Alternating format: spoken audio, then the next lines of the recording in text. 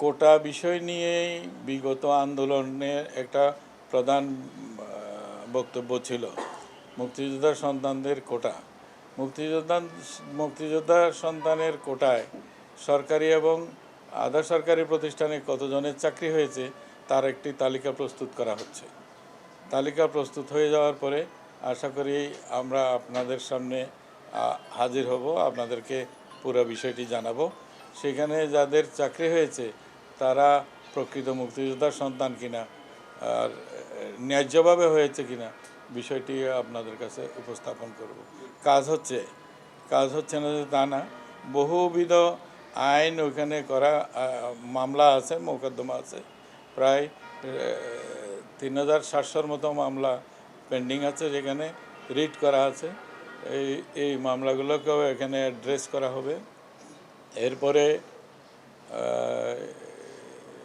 যে মুক্তিযোদ্ধা মন্ত্রণালয় এবং মুক্তিযোদ্ধা হওয়ার প্রক্রিয়ার মধ্যে একটা প্রাতিষ্ঠানিক বিষয় ছিল, যেটা হচ্ছে জাতীয় মুক্তিযোদ্ধা কাউন্সিল নামে এটা গঠন করা হয়েছে। জাতীয় মুক্তিযোদ্ধা কাউন্সিল এই মুক্তিযোদ্ধা কারা হবেন না হবেন সেটা নির্ধারণ করে দিত। মন্ত্রণালয় শুধু ওই তাদের নির্ধারিত হওয়া বিষয়টি এক্সিকিউশনে যেত, কাজ করত। এই বিষয়টা আছে, এটার আইনগত বিষয়গুলো খতিয়ে দেখা হচ্ছে। এখানে আগে এইগুলি সম্পন্ন হওয়ার পরে আপনারা যেটা বলছেন, বহু জায়গা থেকেও এরকম অভিযোগ আসছে যে ভুয়া মুক্তিযোদ্ধা হয়েছে। মুক্তিযোদ্ধার সংজ্ঞার ক্ষেত্রেও আপত্তি আছে। সেগুলি সম্পর্কে আমরা যখন একটা পর্যায়ে যাব তখন আপনাদের ডেকে জাতিকে জানিয়ে দেওয়া হবে। অবশ্যই সব কিছুই হবে, যাতে ন্যায্যভাবে মুক্তিযোদ্ধারা তাদের সম্মানটা ফিরে পায়। এবং মুক্তিযুদ্ধ তো আমাদের জাতীয় জীবনে অনন্য ঘটনা। এটাকে তো আমরা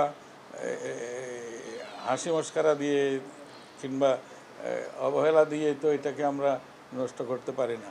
এরকম জাতির এর চাইতে গৌরব উজ্জ্বল, এর চাইতে ত্যাগ আর বীরত্বের মহিমা জাতির কাছে তো আর আসে নাই। সুতরাং এটাকে যারা সত্যিকারের মুক্তিযোদ্ধা তারা ওইটাই ফিরে পেতে চায়। তাদেরকে এক আকুতি তাদের এটাই ফিরে পাওয়া।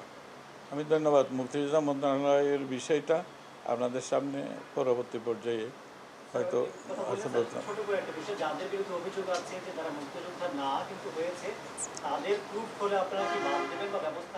কেন নেব না? এটা তো জাতির সাথে প্রতারণা হয়েছে। যদি কেউ মুক্তিযোদ্ধা না হয়ে মুক্তিযোদ্ধা সুবিধাদি গ্রহণ করে থাকে, এটা তো শাস্তিযোগ্য অপরাধ। এটা তো প্রতারণা করেছে জাতির সাথে। যেটা না, যারা সত্যিকারের মুক্তিযোদ্ধা তারা অপমানিত বোধ করছে এই বিষয়টা নিয়ে। এগুলি থেকে তাদের মুক্তি পাওয়া উচিত, তাদের পরিত্রাণ পাওয়া উচিত। আশা করছি এখন আমাকে অনেক বেশি সময় এই ত্রাণ মন্ত্রণালয়ে দিতে হচ্ছে। এটা অগ্রাধিকার ভিত্তিতে এটা বিষয়টি সামনে আসছে। বন্যা দুর্যোগ হয়েছে, সেটার থেকে পরিত্রাণের এবং আমরা যে পুনর্বাসন কর্মসূচি নিয়েছি এই অগ্রাধিকার ভিত্তিতে এই বিষয়টা দেখা হচ্ছে। আর মুক্তিযোদ্ধা মন্ত্রণালয়ের কাজ মুক্তিযোদ্ধা মন্ত্রণালয়ে হচ্ছে, সব দিকেই হচ্ছে। তবে গুরুত্বের নিরিখে আমাকে বেশি সময় এখানেই দিতে হচ্ছে। আপনাদের সবাইকে ধন্যবাদ।